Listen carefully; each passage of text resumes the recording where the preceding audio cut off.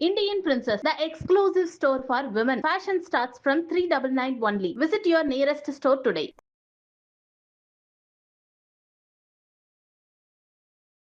வணக்கம் கிருபா. வணக்கம் ப்ரோ. வணக்கம். ஆஸ்திரேலியாவில் வெற்றிகரமாக தோல்வியை சந்திச்சுட்டு சீரீஸை முடிச்சிட்டோம். எப்படி இருக்குது ஃபர்ஸ்ட் எடுத்து நான் பார்த்தோன்னே எனக்கு என்ன சொல்கிறது, tata bye bye for Rohit and Kohli. உண்மையிலேயே டாடா பை பை தானே?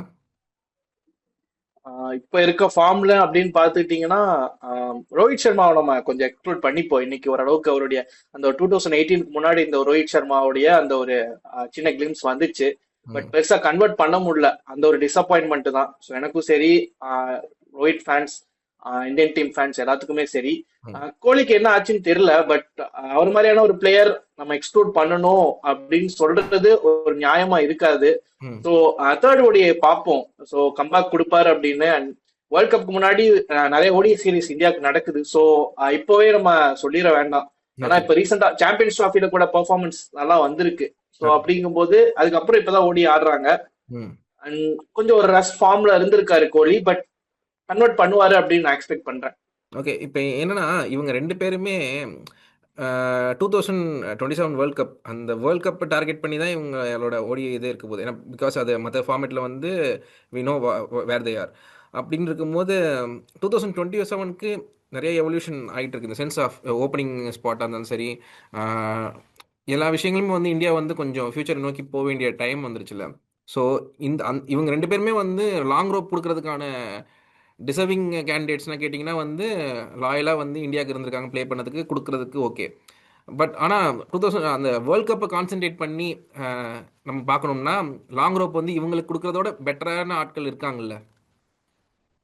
கண்டிப்பா. ஆனா அதுக்கு வந்து நம்ம டிசைட் பண்ணிருந்தோம் அப்படின்னா, டிசிஷன் எடுக்கணும் அப்படின்னா 23 வேர்ல்ட் கப் முடிஞ்ச கையோட நம்ம எடுத்திருக்கணும். ஸோ இப்போ அந்த டைம்ல இப்ப எல்லா டீம்ஸும் பாத்துட்டீங்கன்னா ஒரு வேர்ல்ட் கப் முடிஞ்ச அடுத்த அந்த 4 இயர்ஸ் தான் அவங்களுடைய அந்த வேர்ல்ட் கப் ஃபேஸ் அப்படிங்கிறது நடக்கும். எல்லா டீம்ஸ் நம்ம 2015க்கு போய் பார்த்தோம் அப்படின்னா இங்கிலாந்து வந்து அந்த வேர்ல்ட் கப்பை லீக் ஸ்டேஜ்லயே வெளியே வந்தாங்க. அதுக்கப்புறம் அவங்களுடைய டிரான்சிஷன் அப்படிங்கிறது ஏகப்பட்ட விஷயங்கள், டீமோடைய கேப்டன்ஷிப்ல இருந்து ஜேம்ஸ் ஆண்டர்சன், ஸ்டூவர்ட் பிராட் மாதிரியான பிளேயர்ஸ் எல்லாம் எடுத்துட்டு யங் பிளட்ஸ், மார்க்குட் மாதிரியான பிளேயர்ஸ் எல்லாம் வச்சு அங்க ஓடிஐ சீரீஸ் ஆடுற எல்லா லோக்கல்ல டொமஸ்டிக் டோர்னமெண்ட்ஸ் ஆடுற எல்லா பிளேயர்ஸுமே எடுத்து அந்த ஒரு 4 இயர்ஸ் ஸ்குவாட பில்ட் பண்ணாங்க. ஒரு கம்ப்ளீட் டிரான்சிஷனை கொண்டு வந்தாங்க இங்கிலாந்து ஒயிட் பால் டீம்ல. ஸோ இந்தியா அந்த மாதிரியான ஒரு டிசிஷன் எடுக்கிற மாதிரி இருந்துச்சு அப்படின்னா 23 அப்புறமே நம்ம அந்த டிசிஷன் எடுத்திருக்கணும். ஸோ இப்போ 25 முடிஞ்சு சாம்பியன்ஸ் டிராஃபி முடிஞ்சிருச்சு, நம்ம ஆல்ரெடி ஒரு டிராஃபி வின் பண்ணிட்டோம். அப்படிங்கும் போது மேக்சிமம் இந்த டீம் தான் இதுல இருந்து ஒரு 2 மாற்றங்கள் அந்த மாதிரி பண்ணா, அந்த மாதிரியான ஒரு விஷயங்கள் மட்டும்தான் பண்ணுமே தவிர எடுத்த உடனே அந்த வேர்ல்ட் கப்க்கு டீமை கம்ப்ளீட்டா சேஞ்ச் பண்றோம். அப்படிங்கும் போது டீம்ல இப்போ இன்னொரு 1.5 வருஷம் அப்படிங்கிறது நிறைய பேர் ஒரு லாங் ரன் இருக்கு அப்படிங்கிற மாதிரி பாக்குறாங்க. பட் என்னை பொறுத்த வரைக்கும் அந்த 1.5 வருஷம் அப்படிங்கிறது ரொம்ப ரொம்ப கம்மியான டைம் தான். ஸோ இந்த டைம்ல டீமை சேஞ்ச் பண்றது அப்படிங்கிறது அப்படி பண்ணாங்க அப்படின்னா இந்தியா வந்து 27 பெர்ஃபார்மன்ஸ் அப்படிங்கிறது செமிஃபைனல்ஸ் குவாலிஃபை ஆகிறதே வந்து டவுட் அப்படின்னு தான் சொல்லுவேன். ஓகே, அப்போ ஆக்சுவலி ஃபேர் பாயிண்ட். ஏன்னா சொல்ல போனால் லாங் ரன்ன்ற டைம் வந்து கிரிக்கெட், ஓடிஐ கிரிக்கெட் கொஞ்சம் லாங்காக தான் கொடுக்க வேண்டியது இருக்குது. ப்ளஸ் சப்போஸ் இப்போ நமக்கு வந்து விராட் கோலி, ரோஹித் தவிர்த்து இந்த சீரீஸில் வந்து நீங்கள் நெகட்டிவாக என்னென்னு பார்ப்பீங்க பிஃபோர் ஸ்டார்டிங் வித் பாசிட்டிவ்ஸ்? ஏன்னா வந்து 2 மேட்ச் வந்து தோற்றுருக்கோம். சுப்மன் கில்லோட கேப்டன்சியும் வந்து இதில் நம்ம மெஷர் பண்ணுறதுக்கான வாய்ப்பு கிடச்சிருக்கு நம்மளுக்கு. ஹர்ஷ்தீப் வந்து ஓடிஐ ஃபார்மேட்குள்ளே இருக்கிறதுக்கான பார்த்துருக்கோம். நம்ம சிராஜ் எப்படி இருக்கான்னு பார்த்துருக்கோம். இந்த மாதிரி விஷயங்கள்லாம் பார்க்கும்போது ஓவரால் டீம் வந்து 2 மேட்ச் தோற்றதுக்கு வந்து இவங்க 2 பேர் மட்டுமே காரணம் கிடையாது. ரோஹித்தும் கோலி மட்டுமே வந்து பெர்ஃபார்மன்ஸ் வைஸ் காரணம். நீங்கள் மற்ற என்ன நெகட்டிவ்ஸ் பார்த்தீங்க? ஃபர்ஸ்ட் நீங்க மென்ஷன் பண்ண மாதிரி தான் கில்லுக்கு கேப்டன்ஷிப் கொடுத்தது அப்படிங்கிறது. ஸோ இதே தான் நீங்க ஃபர்ஸ்ட் சொன்ன மாதிரி அந்த டீமோடைய அந்த 4 இயர் டிரான்சிஷன் அப்படிங்கிறதுல 2 வருஷம் ரோஹித் சர்மாவுக்கு கொடுத்துட்டீங்க. நீங்க அப்ப சேஞ்ச் பண்ற மாதிரி இருந்தா 2023க்கு அப்புறமே சேஞ்ச் பண்ணி ஒரு வேற கேப்டன்ஷிப் பார்த்துருக்கலாம். இங்க வந்து கில்லுக்கு கொடுத்துருக்காங்க அப்படிங்கும் போது சோ அதை வந்து இப்போ already Rohit Sharma winning the champions trophy ஒரு 2 வேர்ல்ட் கப்ஸ் வின் பண்ணிட்டு வராரு, அவரும் டீம்ல இருக்காரு. அப்படிங்கும் போது கண்டிப்பா அவருடைய இன்சைட் டீமுக்குள்ள இருக்கும். பட் கில்லு அடுத்த ஒரு 1.5 வருஷம் அப்படிங்கிற ஒரு பீரியட்ல வேர்ல்ட் கப்பை மைண்ட்ல வச்சுட்டு ஒரு கேப்டன்ஷிப் தரீங்க. அப்படிங்கும் போது கண்டிப்பா இந்த மாதிரியான சர்க்கிள்கள் எதிர்பார்க்கலாம். ஸோ அதுக்குள்ள கில்லோடைய ஐபிஎல் கேப்டன்ஷிப் எல்லாம் நம்ம பார்த்திருக்கோம். ஸோ ஓரளவுக்கு அந்த ஒரு லீடர்ஷிப் குவாலிட்டி அவருக்கு இருக்கு. So maybe Gautam Gambhir back எண்ட்ல இருந்து அவர் ஒரு நல்ல ஒரு லீடரா வளர்த்துட்டு வந்தாரு அப்படின்னா 27 இந்தியாவுக்கு நல்லது. பட் அது அந்த ஒரு விஷயம் சரியா ஆகல அப்படின்னு சொன்னா இந்தியாவுக்கு அது ஒரு மிகப்பெரிய நெகட்டிவா தான் அமையும். மேபி நம்ம அந்த 27க்கு மேல இந்தியாவுக்கு அந்த அடுத்த வேர்ல்ட் கப்ஸ்க்கோ இல்ல அடுத்த ஒரு நியர்பை ஃபியூச்சருக்கோ இல்ல ஒரு குட் லீடரா வரலாம். பட் 27க்குள்ள அவர் அந்த ஒரு கேப்டன்ஷிப் அந்த டீம் எப்படி லீட் பண்ணும், ஓடிஐ டீம் எப்படி லீட் பண்ணும் அப்படிங்கறத அவருக்கு அது கிடைக்கல அப்படின்னா ஸோ இந்தியாவுக்கு அடுத்த வேர்ல்ட் கப் அப்படிங்கிறது கொஞ்சம் டவுட் தான். ஸோ இது ஒரு ஃபர்ஸ்ட் நெகட்டிவா பார்ப்பேன். அது போக பவுலிங் யூனிட் ஹர்ஷித் ராணா சொல்லலாம். ஏன்னா தொடர்ந்து பேக்கப் பண்ணிட்டே இருக்காங்க. இன்னைக்கு 2 விக்கெட்ஸ் எடுத்தாரு, பேக் எண்ட்ல ஒரு 20 ரன்ஸ் அடிச்சாரு. இதெல்லாமே ஒரு பாசிட்டிவ் சைனா பார்த்தாலும் எக்கனாமிக்கல் வைஸ் பார்த்துட்டோம் அப்படின்னா 7.4 அவருடைய எக்கனாமி. கூடவே நிதிஷ்குமார் ரெட்டி அவருடைய எக்கனாமி எடுத்துட்டோம்னா எக்கனாமி 8 அவரும் வச்சிருக்காரு. ஸோ நம்மளுடைய தேர்ட் அண்ட் ஃபோர்த் ஒரு தேர்ட் ஃபாஸ்ட் பவுலர் அப்படிங்கிற மாதிரி நம்ம எடுத்து பார்த்துட்டோம்னா அந்த இடத்துல ஆப்போசிட் சைட்ல ஆஸ்திரேலியாவுக்கு ஜாவேட் பேட்லெட் ரொம்பவே சூப்பரா போல்ட் பண்ணாரு, விக்கெட்ஸ் எடுத்தாரு, எக்கனாமிக்கலாவும் போல்ட் பண்ணாரு. பட் இங்க இந்தியாவுக்கு இந்த third and fourth fast bowler நம்ம எடுத்துட்டு வந்தது கம்ப்ளீட்ல அந்த இடத்துல தான் மேட்சே சேஞ்ச் ஆன மாதிரி நான் பாக்குறேன். ஸோ இது இன்னொரு நெகட்டிவா பாக்குறேன். ஓகே, நம்ம செட்டப்பில் என்ன சொல்கிறது, இப்போ ரன்ஸ் இப்போ நீங்கள் சொன்னீங்களா 2 பவுலர்ஸ் நிதிஷ் ரெட்டியும் சரி ஹர்ஷித் ராணாவும் சரி, டிஃபென்சிவ் செட் ஆஃப் பவுலர்ஸ் எதுவுமே இல்லையா. விக்கெட் எடுக்கணுன்ற ஒரு காரணத்தை இந்த T20 ஃபார்மெட்டில் நம்மளுக்கு விக்கெட் எடுத்தாகணும். ஒரு 4 ஓவர் தான் இருக்குது, போகிறதெல்லாம் ரன்ஸ் கண்டெயின் பண்ணுற ஐடியா இல்லாமல் ஆஸ்திரேலியாவில் பார்த்தீங்கன்னா பவுலர்ஸ் இருப்பாங்க, டிஃபென்சிவ் பவுலர்ஸ் இருக்காங்க. இந்த மாதிரி நம்ம ரெடி ஆகலையா இல்லாட்டி நம்மள்ட்ட அந்த மாதிரி கேண்டிடேட் இல்லையா ஃபார் டிஃபென்சிவ் பவுலர் செட்டப்க்கு? இருக்காங்க. ஆக்சுவலா பாத்துட்டீங்கன்னா நம்ம ஒரு ஃபாஸ்ட் பவுலர் டிராப் பண்ணிட்டு ஒரு ஸ்பின்னர் ஆடி இருக்கணும். யாருன்னு பாத்துட்டீங்கன்னா குல்தீப் யாதவ். இன்னைக்கு ஆஸ்திரேலியாவுக்கு இந்தியா ஒரு கடத்துல பார்ட்னர்ஷிப் நல்லா பில்ட் பண்ணிருந்தாங்க. ஸ்டார்டிங்ல ஜேவட் பேட்லெட் ஒரு 2 விக்கெட் எடுத்தாலும் ரோஹித் அண்ட் ஸ்ரேயாஸ் நல்லாவே விளையாண்டு இருந்தாங்க. ரோஹித் அவுட் ஆனதுக்கு அப்புறம் ஸ்ரேயாஸ் ஐயரும் அவருக்கு நல்லா பேட்ல பட்டுச்சு, ஒரு சூப்பரான ஃபார்ம்ல இருந்தாரு.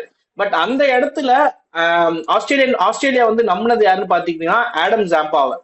ஸோ ஆஸ்திரேலியன் கண்டிஷன் ஸ்பின்னர்ஸுக்கு பெருசா கை கொடுக்காது. பட் ஸ்டில் அந்த லாங் பவுண்டரிஸ் வச்சுட்டு ஆடம் ஜாம்பாவுடைய ஸ்கில்ல மைண்ட வச்சுட்டு கேப்டன் அவரை பேக் பண்ணாரு. அந்த ஒரு இடத்துல விக்கெட்ஸ் கிடைச்சது. மிடில் ஆர்டர் ஃபுல்லா இந்தியாவோட மிடில் ஆர்டர்ஸ் ஃபுல்லாவே அவர் தான் விக்கெட் எடுத்தாரு. இந்தியாவுடைய கொலாப்ஸுக்கும் அவர் தான் மெயின் ரீசன். பட் நம்ம குல்தீப் யாதவ அந்த ஸ்டேஜ்ல பேக் பண்ணியிருந்தோம் அப்படின்னா நீங்க சொன்ன மாதிரி அந்த டிஃபென்சிவ் பவுலர் அப்படிங்கிறது நமக்கு அந்த மிடில் கிடைச்சிருக்கும். ஸோ அதுல அந்த ஒரு ட்ரிக்கை மிஸ் பண்ணிட்டாங்க. Okay, yes, we are missing. என்ன வேர்ல்ட் கப் ப்ரிப்பேர் பண்ணும்போது ஆல் சார்ட் ஆஃப் வெப்பன்ஸை ப்ரிப்பேர் பண்ண வேண்டியது இருக்குது. பட் ஆனால் கம்பீர் ஹர்ஷித் ராணா ஹோன் பண்ணுறதுல லாங் ரோப் கொடுத்துருக்க மாதிரி தெரியுது. அது பொறுத்து தான் பார்க்கணும் நிறைய விஷயங்கள். ஏன்னா ஒன் சீரீஸில் நம்ம டிசைடும் பண்ண முடியாது. பட் ஆனால் என்ன சொல்கிறது, ஹர்ஷித் ராணா மேலே இருக்க கிரிட்டிசிசம் அவர் டிஃபெண்ட் பண்ணாலுமே இந்த சென்ஸ் நீங்கள் அந்த எக்கனாமிலாம் பார்க்க தான் செய்வாங்க. 264 சேஸ் ரன்ஸ் தான் கொடுத்துருக்கிற இடத்துல இவ்வளோ எக்கனாமி கொடுக்குறது ரொம்ப இதாக இருக்கும். இந்த 2 மேட்ச் இல்லாட்டி இந்த ஓடிஐஸில் நம்ம பார்க்குறத வச்சு பார்த்தீங்கன்னா ஸ்குவாடுக்குள்ளே என்னென்ன சேஞ்சஸ் அடுத்து வாய்ப்பு இருக்குன்னு நினைக்கிறீங்க? அடுத்ததா நம்ம பேட்டிங் யூனிட்டை நான் பெருசா தொட விரும்பல. விராட் கோலி என்னதான் பெர்ஃபார்மன்ஸ் கொடுத்திருந்தாலும் அவர் மாதிரியான ஒரு பிளேயர்ஸை ரீப்ளேஸ் பண்ண முடியாது. ஒருவேளை இந்த 2 மேட்ச் அடிச்சிருந்தாருன்னா ஒரு ரெஸ்ட் அந்த மாதிரி பார்க்கலாம். பட் அவருக்கும் ரன்ஸ் தேவைப்படுது அப்படிங்கும்போது, ரோஹித்துக்கும் ரன்ஸ் தேவைப்படுது அப்படிங்கும்போது மற்ற எல்லா பிளேயர்ஸுமே அந்த செட்டப்ல 27 முடி இருப்பாங்க. ஸோ அதை அப்படியே சேஞ்ச் பண்ண வேண்டாம். என்னை பொறுத்த வரைக்கும் ஒருவேளை நிதிஷ்குமார் ரெட்டிக்கு பதிலா ஒரு குல்தீப் யாதவோ இல்ல ஹர்ஷித் ராணாக்கு பதிலா ஒரு பிரசித் கிருஷ்ணாவோ ஆட வைக்கலாம். பிரசித் கிருஷ்ணாவை பொறுத்த வரைக்கும் இப்போ இந்த ஓடி நியூ ரூல் சேஞ்ச்ல பிரசித் கிருஷ்ணாவுக்கு பால் நல்லா ரிவர்ஸ் ஸ்விங் ஆகும். நம்ம ஐபிஎல்லே பார்த்திருக்கோம். ரிவர்ஸ் ஸ்விங்கிங் நல்லாவே இருக்கும். 20 ஓவர் அந்த ஒரு பால்லயே அவரால் ரிவர்ஸ் ஸ்விங் பண்ண முடியும். பட் இந்த நியூ ரூல் சேஞ்ச்னால பிரசித் கிருஷ்ணானால அந்த 34-35 ஓவர்ஸ்க்கு மேல டெத் ஓவர்ஸ்ல நல்லா ஸ்விங் பண்ண முடியும். So Siraj power play overs new பால்ல போல்ட் பண்ணிட்டாரு அப்படின்னா இன்னைக்கு ஹேசல்வுட் போட்ட மாதிரி ஒரு 6-7 ஓவர் ஸ்ட்ரைட்டா அவரால் போடவும் முடியும். ஃபிட்னஸும் அவருக்கு இருக்கு. ஸோ அவரு அந்த ஒரு பார்ட்டை பார்த்துட்டாரு அப்படின்னா பிரசித் கிருஷ்ணாவை டெத்ல யூஸ் பண்ணலாம். ஹர்ஷ்தீப் சிங் பவர் பிளேலையும் போல்ட் பண்ணுவாரு, டெத்லயும் யூஸ் பண்ணலாம். ஸோ பவுலர் காம்பினேஷன் இப்படி இருந்தா நல்லா இருக்கும். நிதிஷ்குமார் ஒரு 4th ஃபாஸ்ட் பவுலரா ஆடணும் அப்படிங்கிறது அவசியம் இல்லை. ஏன்னா நம்ம பிரசித் கிருஷ்ணா உள்ள கொண்டு வந்தோம் அப்படின்னா பவுலிங் காம்பினேஷன் நல்லாவே இருக்கும். அதே மாதிரி 2 ஸ்பின்னர்ஸ் ஆல்ரெடி இருக்காங்க. அக்ஷர் பட்டேல் இருக்காரு, அதே மாதிரி வாஷிங்டன் சுந்தரும் இருக்காரு. இன்னைக்கு அவங்களுக்கு விக்கெட்ஸும் கிடைச்சது, மிடில் ஓவர்ஸ் நல்லா போல்ட் பண்ணாங்க. கூட குல்தீப் யாதவ் சேர்ந்து இருந்தாரு அப்படின்னா ஆஸ்திரேலியா மாதிரி இந்த 3 ஃபாஸ்ட் பவுலர்ஸ் 3 ஸ்பின்னர்ஸ் இந்த காம்பினேஷனோட அந்த பவுலிங் யூனிட் போனா கொஞ்சம் பேலன்சிங்கா இருக்கும். அதே மாதிரி 2027 சவுத் ஆப்பிரிக்கால தான் வேர்ல்ட் கப் நடக்குது. ஸோ ஸ்பின்னர்ஸ் நம்ம நிறைய பேக்கப் பண்ணணும். ஏன்னா சவுத் ஆப்பிரிக்கன் பிச்சர்ஸ் கொஞ்சம் ஸ்பின்னுக்கு நல்லா இருக்கும். ஸோ இப்போ இருந்தே அந்த ஸ்பின்னர்ஸ் நம்ம செட் பண்ணிட்டு வந்துட்டோம் அப்படின்னா 2027 வேர்ல்ட் கப்புக்கும் பர்ஃபெக்டா இருக்கும் டீம். ஓகே. இப்போ ஃபைனலாக வந்து after this performance there will be நிறைய கொஸ்டின்ஸ் இருக்கும். நிறைய பேரோட ஹெட்ஸ் ரோல் ஆகும்னு சொல்லிட்டு கேட்காங்க. எல்லாருமே வந்து கோலி ரோஹித்தை வந்து கேள்வி கேட்பாங்க. ப்ளஸ் இதோட சேர்த்து முக்கியமான கேள்வி வந்து கம்பீர் மேலேயும் விழுகும். இப்போ அதை கம்பீர் வந்து how he is going to tackle, என்ன ஒரு சேஞ்சஸ் வந்து அவர் கோச்சிங் சைடில் பண்ணுவார்னு நினைக்கிறீங்க?